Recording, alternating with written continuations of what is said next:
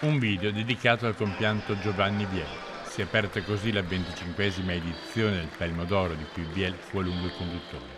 Passaggio poi delle consegne tra Vigo di Cadore, dove ebbe luogo un anno fa, e l'ospitante San Tommaso a Gordino. Passaggio del testimone da Vigo di Cadore a San Tommaso a Gordino.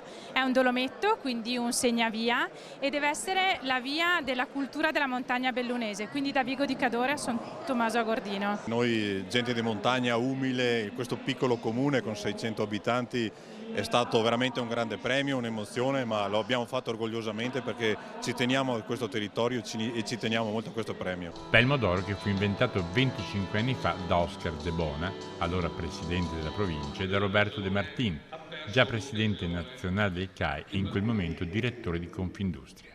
Proprio a loro è stato consegnato il premio speciale di questa edizione. È nato un ragionamento durante una riunione su altri argomenti.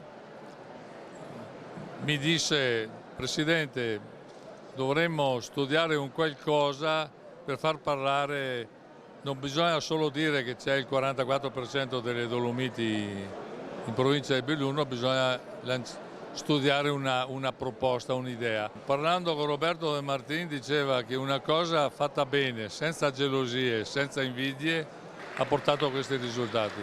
De Bona, che poi dal palco ha chiamato in causa il presidente della regione, che mai ha preso parte alla manifestazione. Il nostro presidente della regione ha perso l'occasione di passare una bella giornata in montagna. Se lui veniva qua, ricaricava le batterie, si toglieva un sacco di problematiche, dei problemi che ha giù nella bassa, e sarebbe stato meglio.